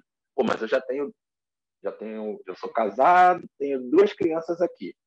Putz, espera aí, cara, melhor fazer uma reserva de emergência aqui. Pô, não depende só de mim, entendeu? Pô, se der um ruim, eu não vou pegar minha barraca e morar no campo, entendeu? Porra, tem minha família. Aí você já vai, entendeu? Isso aí é a questão que são um pouco, tem essa especificidade.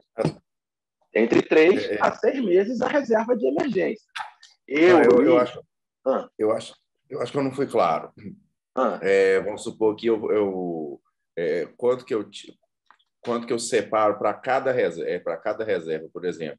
Eu vou ter uma reserva de emergência e eu quero comprar um carro. Vou dar um exemplo aqui.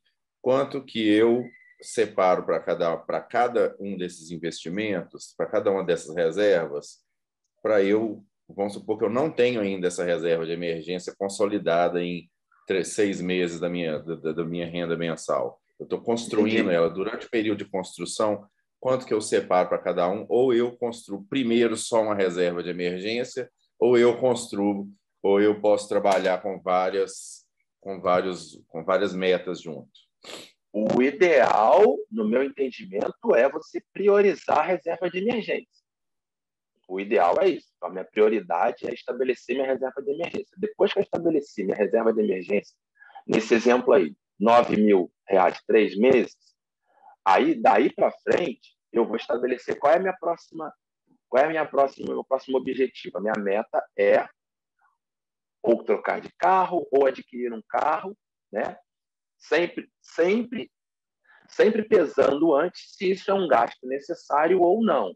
Eu estou sendo influenciado pela mídia, pelo carro bonito do vizinho, ou não? Não, porra, meu carro, estou vendo que eu estou gastando muita grana em manutenção nesse carro. Acho que se eu trocar de carro, eu vou estar trocando financeiramente um problema por uma solução. Vai ser igual, vou gastar, mas vou comprar um carro que no ano seguinte eu sei que eu não vou ter que gastar essa grana em manutenção nele. Então eu vou trocar de carro. Ou eu estou precisando de um carro, porque eu faço as entregas dos meus produtos e isso vai me facilitar. Eu vou conseguir ganhar mercado com isso. Né? Então, mas primeiro seria resolver a reserva de emergência. Isso é minha visão. Entendeu? Aí não é uma questão de 30% num e 70% na outra. Para mim é 100% na reserva de emergência. Estabelecido isso, vamos partir para a próxima.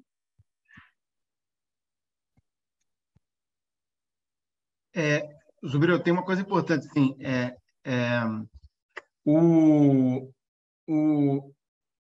a reserva, como a gente falou, depende de cada um, porque é exatamente o que o Luiz falou, assim, ela não existe um valor fixo que seja universal que a gente possa falar. Ela é uma proporção.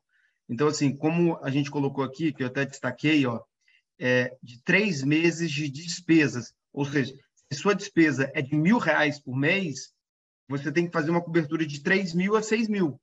E aí o quanto você consegue... Sabe que esse é o teu fundo de emergência, tá? Vamos supor que você escolha de 6 meses. Então, você saiba que tem que chegar ali a R$6.000, um fundo de emergência. O quanto você consegue colocando por mês para chegar ali depende um pouco do quanto sobra para você e quanto está confortável em fazer. Então, assim, se está sobrando, eu coloquei aqui, para começar, uma boa meta é R$200, R$500, né? Porque aí você está construindo, no teu caso, ao longo de um ano, se você estivesse aplicando ali R$500, você conseguiria chegar nesse valor, entendeu? 12 meses, você colocaria 500 em cada, você chegaria ao teu valor de 6.000, entendeu? Por isso que aí varia bastante de pessoa para pessoa, tá? Eu vou adicionar essa parte aqui dos investimentos seguros que estão com uma rentabilidade alta, tá? E aí eu destaco isso daqui também um pouco sobre quais são umas aplicações seguras e boas para fazer, porque hoje a gente está num ciclo de de taxas altas, da taxa Selic, né?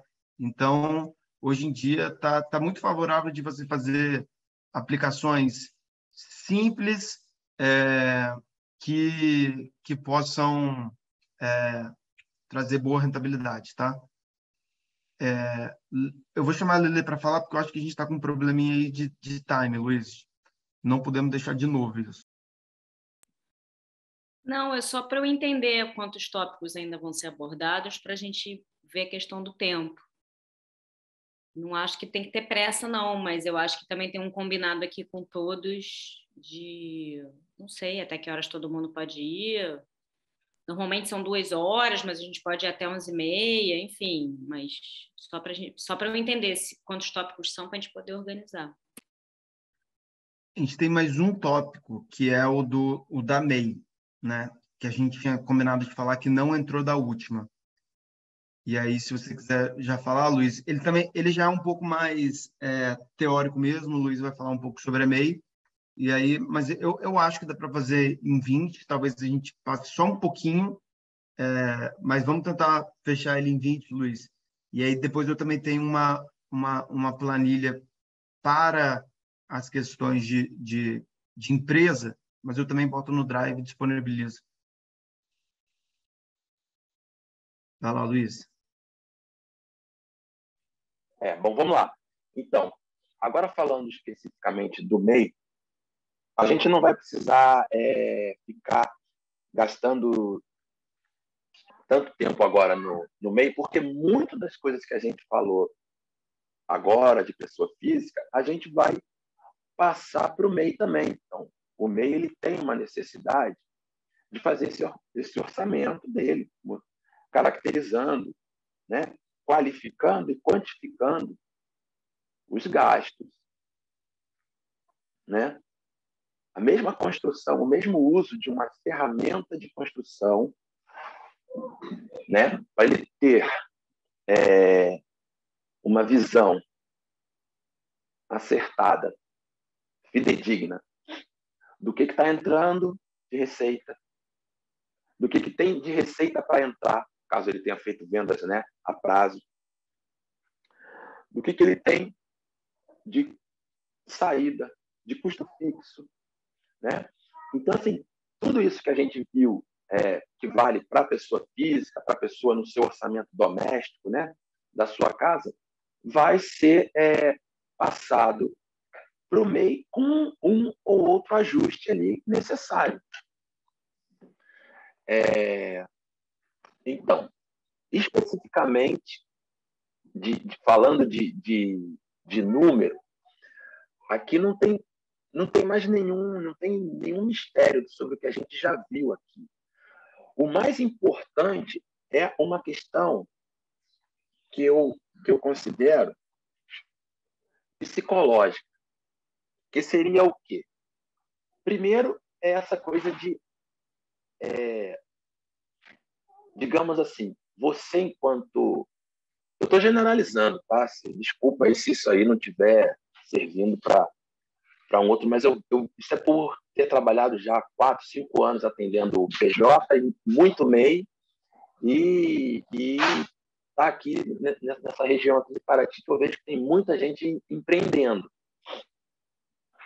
O que acontece? Aqui em Paraty, as oportunidades de emprego, elas são precárias, é tudo precarizado.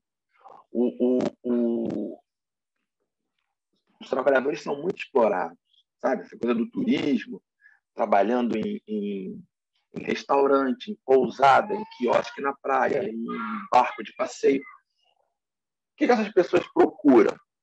Uma melhoria, empreender.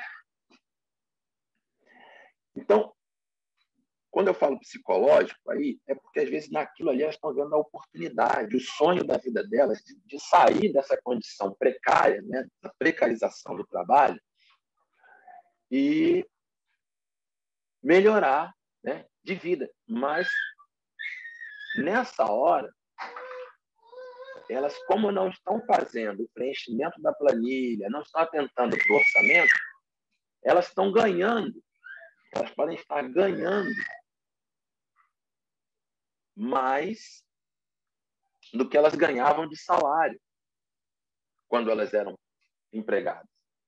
Mas aí a pergunta é, você está ganhando mais mesmo? Porque está entrando, elas pegam o bruto.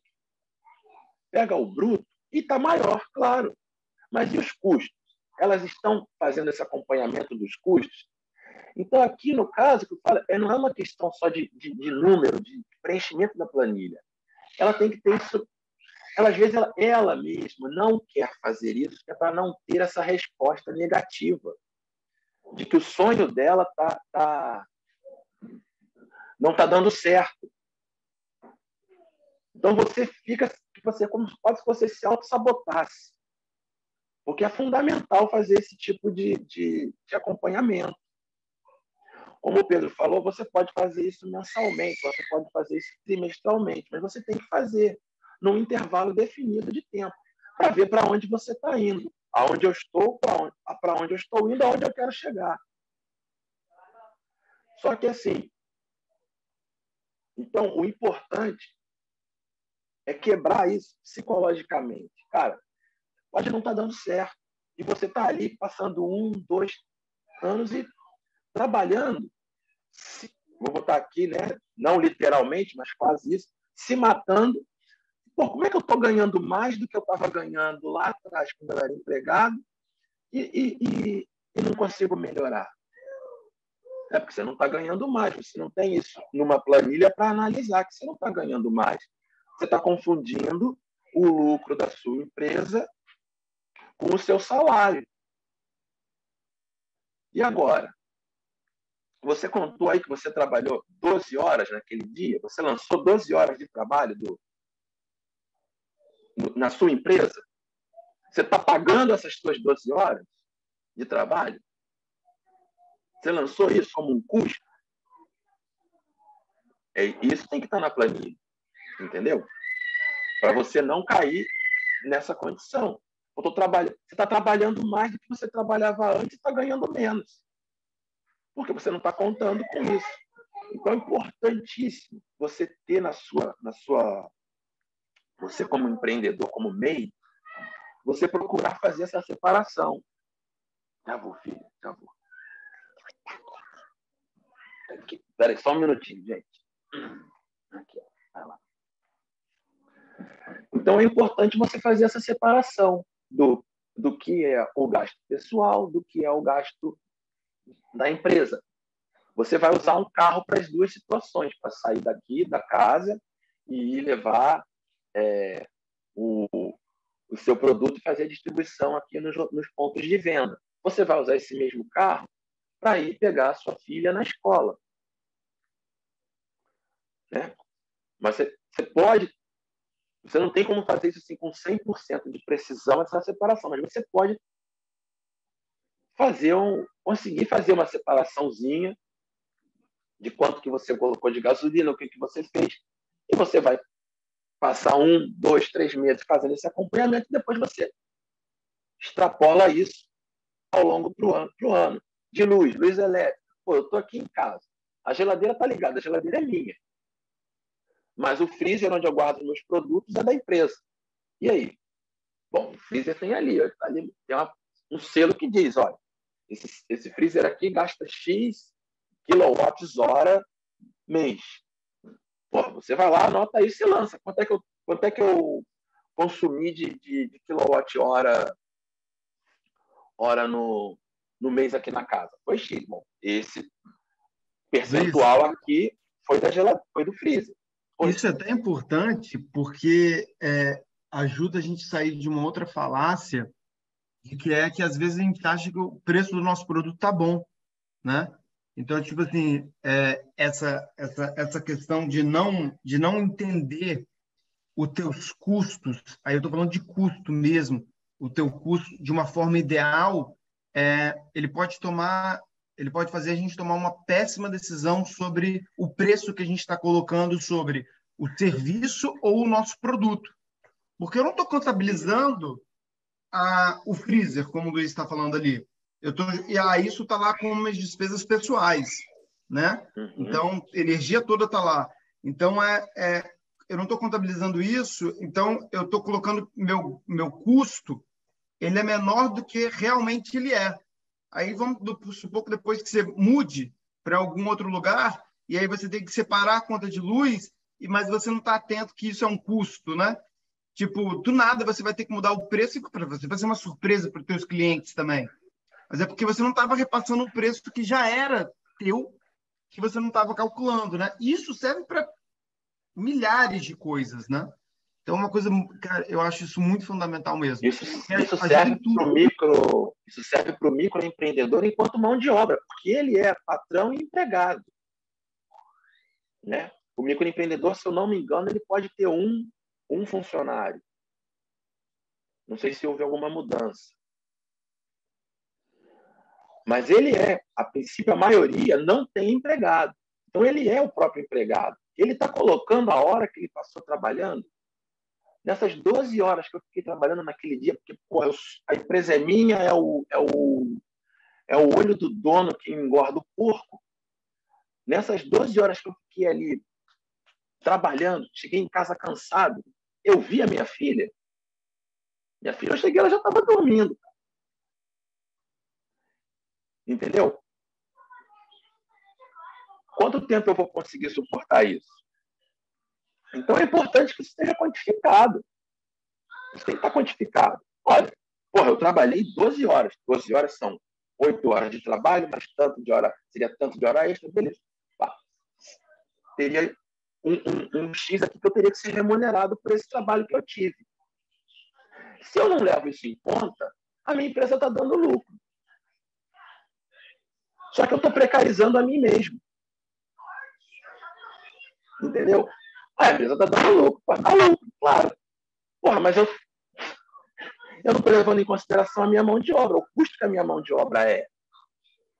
Entendeu? Isso é muito importante. Eu vejo a maioria dos microempreendedores não levarem em conta a sua hora de trabalho, como deveria ser levado. E aí, mascara uma situação que não é sustentável a longo prazo. Por quê? Porque eu estou ficando doente, cara. Porque eu estou trabalhando pra caramba. Porque eu tenho uma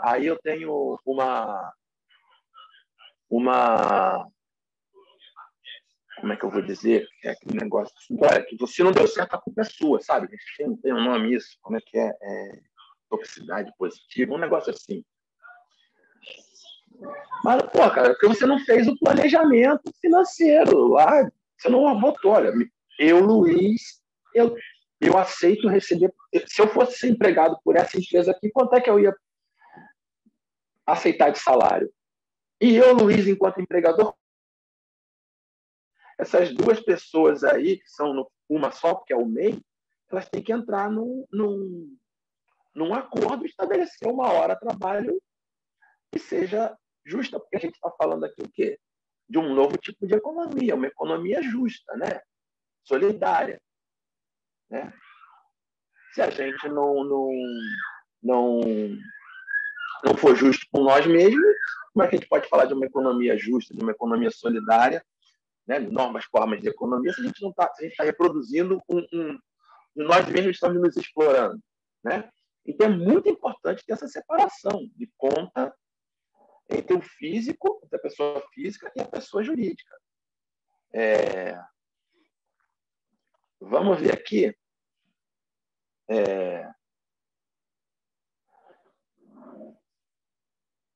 Aí depois a gente tem aqui, seria o quê? A sazonalidade, se o teu empreendimento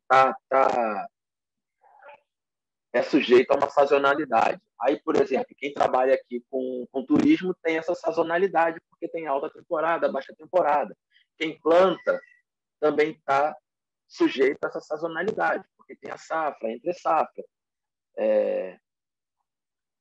Então, assim, isso aí dependendo da região onde a pessoa está e do tipo de negócio que ela tem, ela vai estar mais exposta à sazonalidade ou não. Aí esse exemplo que o Pedro deu aí da moça que depois do planejamento, né, que vocês fizeram, já sabia por questão sazonal que em maio, né? Maio e junho, você falou, né? Ela teria uma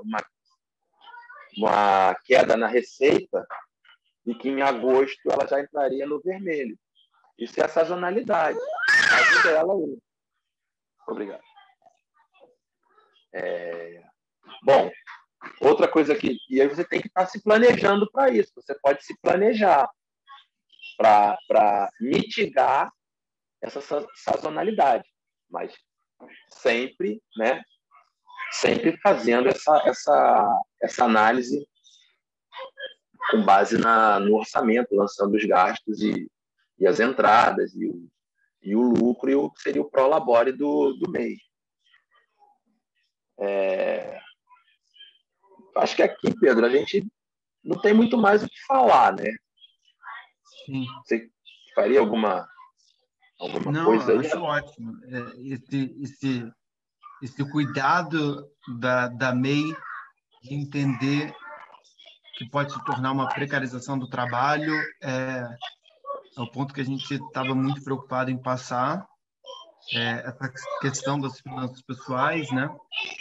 Tem também a planilha dos custos, né?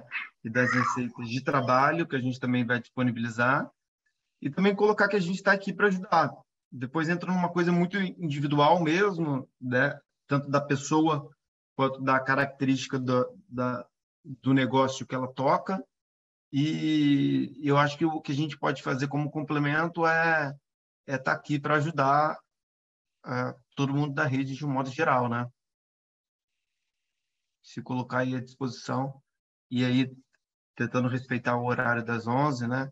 Ver se alguém quer falar alguma coisa, se quer fazer alguma pergunta, vocês fiquem à vontade.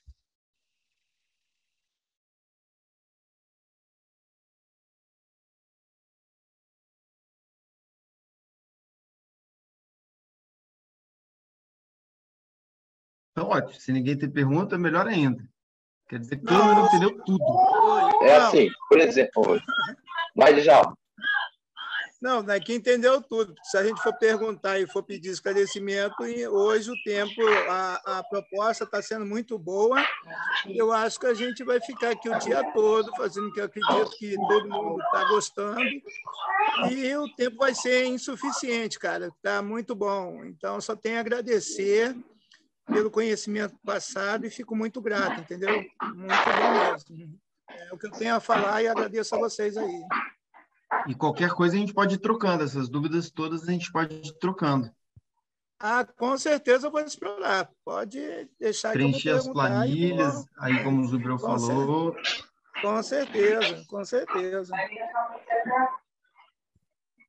Estou até deixando o meu celular e meu e-mail de novo aqui.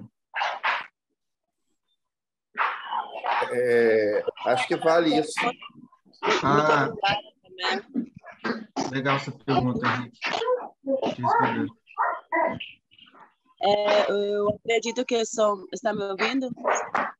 Sim. Eu acredito que são temas muito profundos, porque desde o começo, falando de menos liquidez, mais rendimento, de falar da economia solidária desde um ponto de vista humano, é muito complexo e é muito rico também. Acredito que são temas desde o consumo, porque a redução do consumo numa sociedade com consumo massivo, desnecessário, inútil, agressivo,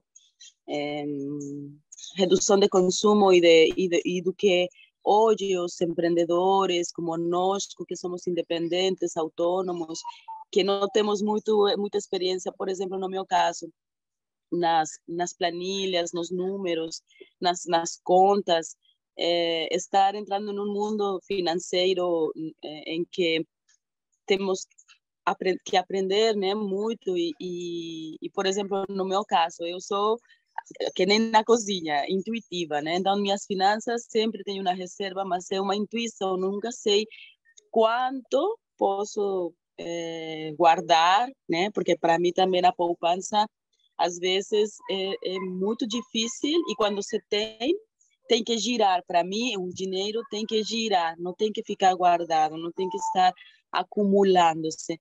Então, se não gira, mas também, por outro lado, eu não estou tendo organização para minha poupança, né? Ou para ter uma renda extra a que eu tenho, que já é insuficiente, por exemplo, para viajar para meu país. Eu sou mexicana, então eu já tenho 7 anos de não conseguir viajar por muitas condições, não só financeiras, profissionais, pandêmicas, enfim. E eu acredito muito que desde antes, né, que surgisse esta economia, a gente já tem isso, já existe esse espírito de troca, de colaboração na nossa família, nos nossos vizinhos.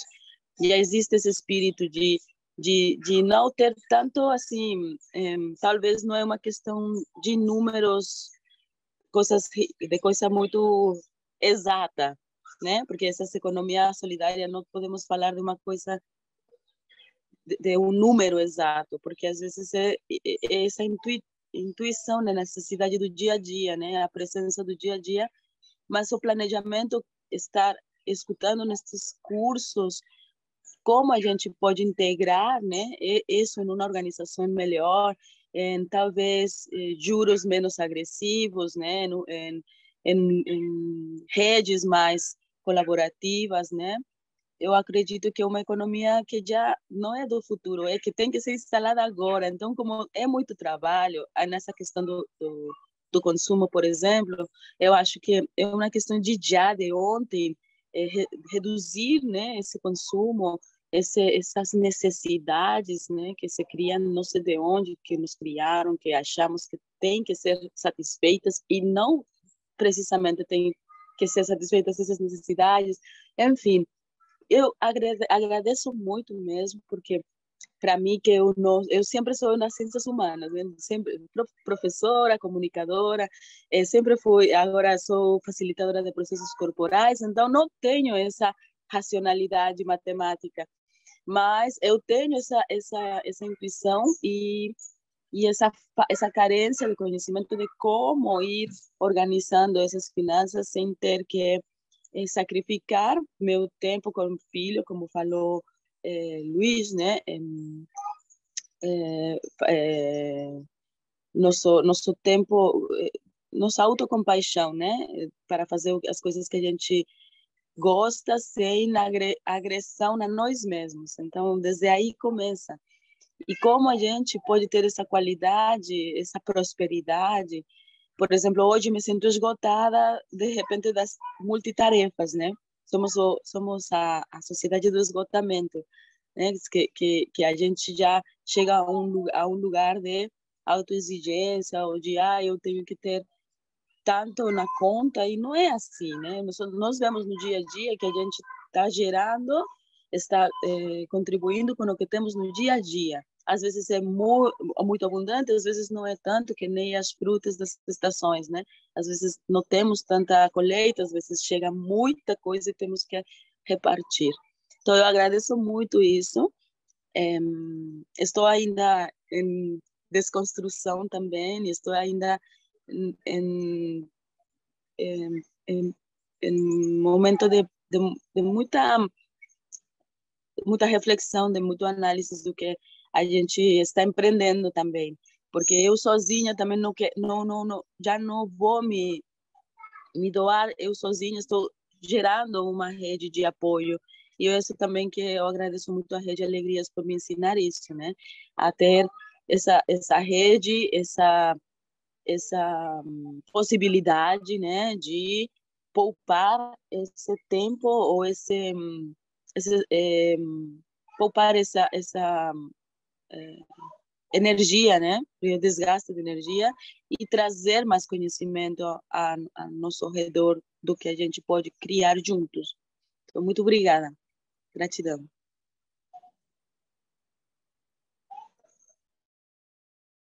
Palavras lindas. Muito bom.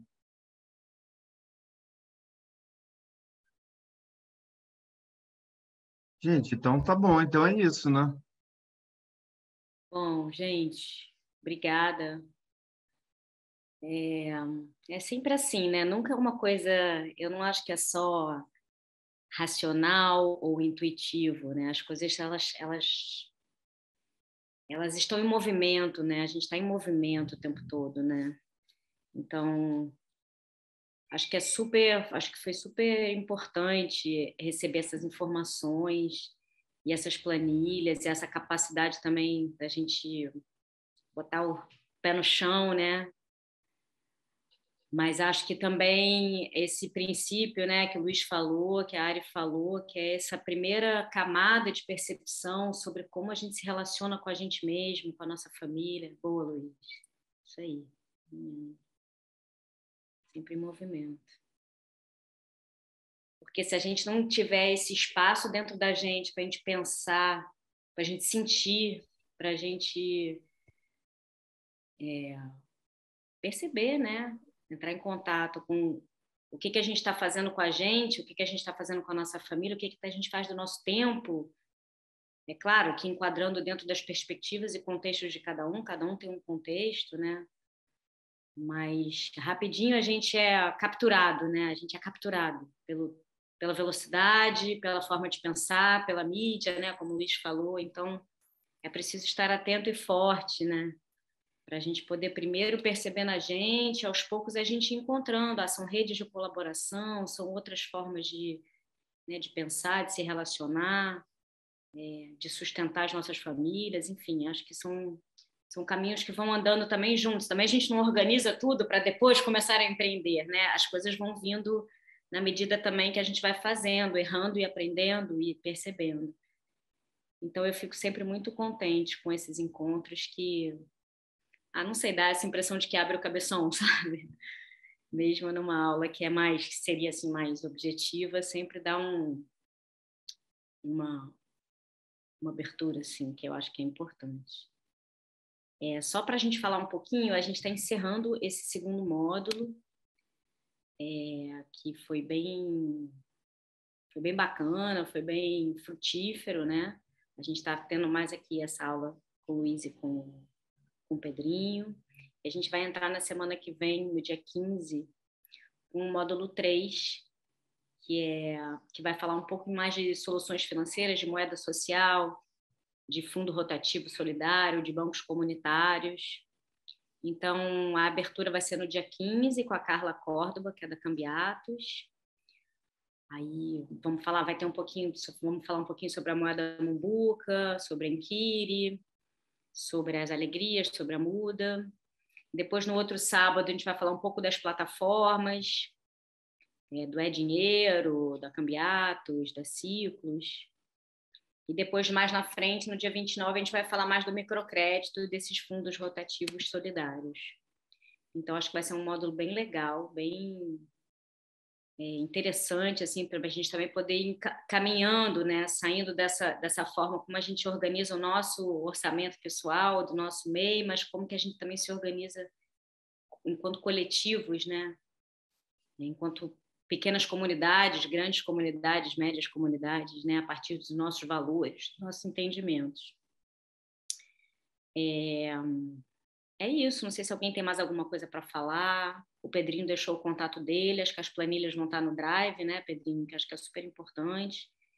Que eu acho que é bonito também isso, porque cada caso é um caso, né? Por mais que, sei lá, quem tem mais experiência consiga ver os casos, assim, consiga montar essas planilhas, às vezes, individualmente, a gente também consegue entender melhor, né? O Pedrinho tem feito um trabalho muito legal lá na Muda, de acompanhamento, de gestão de orçamento pessoal, né?